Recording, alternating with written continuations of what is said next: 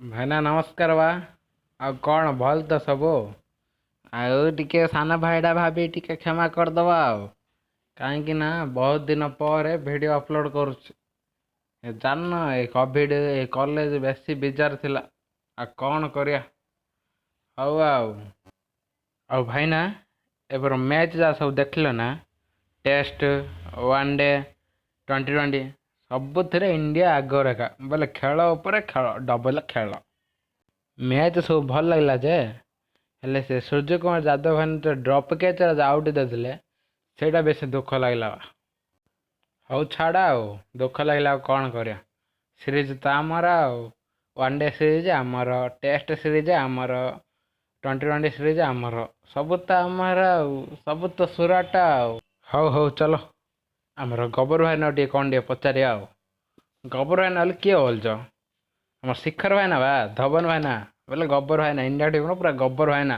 ଗବର ଭାଇନା କ'ଣ ଟିକେ କୁହ ବା? ଟେଷ୍ଟ ତ ଆମର, ଟ୍ୱେଣ୍ଟି ତ ଆମର, ୱାନ୍ ଡେ ତ ଆମର, ସବୁ ତ ଆମର, ବୋଲେ ସବୁ ତ ସୁରାଟ। ସେଥିପାଇଁ କ'ଣ ଟିକେ ହଉ। ତୁମକୁ ଆଉ କ'ଣ କହିବା? ତମେ ତ ସବୁ ଜାଣିଥିବ, ଖେଳ ପରେ ଖେଳ କଲୁ, ସବୁ ତ ସୁରାଟ, ସବୁ ତ ଜିତିଲୁ। ହେଲେ କ'ଣ ହବ? ଗୋଟେ ହେଲେ ଆଣିଲେ 100ଟି ପିଟି ପାରିଲେନି। ସେଇଟାକ ବେଶୀ ଦୁଃଖ ଲାଗିଲା। ଆଉ ଗୋଟେ ଦୁଃଖ, ସୂର୍ଯ୍ୟ କୁମାର ଯାଦବ ତାର ଏବେ କ୍ୟାଚଟା ଛାଡ଼ିଦେଲେ, ଛାଡ଼ିକି ମଧ୍ୟ ଆଉଟ୍ ଦେଇଦେଲେ। ସେଇଟା ଡ୍ରପ୍ କ୍ୟାଚଟା ଆଉଟ୍। ସେଇଟା ବେଶୀ ଦୁଃଖ ଲାଗୁଛି। ହଉ ଧନ୍ୟବାଦ ବା, ଧନ୍ୟବାଦ, ଥ୍ୟାଙ୍କ ୟୁ। ହଉ ଚାଲ ଭାଇନା ଯିବା।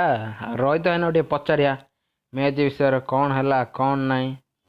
ରୋହିତ ଭାଇନା ଆଉ ତିନିଟା ତ ସିରିଜ୍ ଆମର, ସେଥିପାଇଁ କ'ଣ ଟିକେ କୁହ ବା। ତ ମୋ ଦୁଇପଦ ନ ଶୁଣିଲେ ଆମ ମନଟା ପୁରା ଶାନ୍ତି ହେବନି। ତମକୁ ଆଉ କ'ଣ କହିବା? ତମେ ତ ଜାଣିଥିବ ସେ ସୂର୍ଯ୍ୟ କୁମାର ଯାଦବର କ୍ୟାଚଟା ପାଇଁ ସମସ୍ତେ ଦୁଃଖିତ ବା। ତାର କ୍ୟାଚଟା ଛାଡ଼ିଲା ପରେ ମଧ୍ୟ ଆଉଟ୍ ଦେଇଦେଲେ। ସେଇଟା ଏକା ବେଶୀ ଦୁଃଖ ଲାଗୁଛି। ଆଉ ଗୋଟେ ଦୁଃଖ ଲାଗୁଛି, ତାଙ୍କୁ ମଧ୍ୟ ମୋର ତ 200 ଅଛି, ଆଉ ଗୋଟେ 200ରେ ତାଙ୍କୁ ପିଟିଥାନ୍ତି ବୋଲି ଭାବିଲି। ଆଉ ଗୋଟେ 200 ପିଟିଥାନ୍ତି, ହେଲେ ଆଉ କ'ଣ ହେବ, ସୁଯୋଗ ମିଳିଲାନି ଆଉ। ଏଇଟା ବେଶୀ ଦୁଃଖ ଲାଗୁଛି। ଆଉ ଦେଖିବା ଆଉଥରେ କେବେ ପଡ଼ିବେ ନା ଇଣ୍ଡିଆ ଇଂଲଣ୍ଡ, ସେଦିନ ଆଉଥରେ ଆଙ୍କୁ ପାଣି ପିଆଇବି ଆଉ।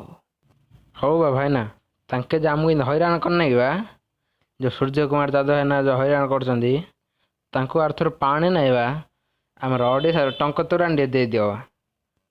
ହଉ ଭାଇନା ମାନେ ଯାଉଛି। ଆଉ ଚ୍ୟାନେଲ୍ ଟିକେ ଲାଇକ୍ କର, ସବସ୍କ୍ରାଇବ୍ କର, ସେୟାର କର, ଟିକେ ଚ୍ୟାନେଲ୍ ଇନକ୍ରିଜ୍ କର। ବୋଲେ ମୋତେ ହେଲେ ଭଲ ଲାଗିବ ଟିକେ ଭିଡ଼ିଓ କରିବାକୁ।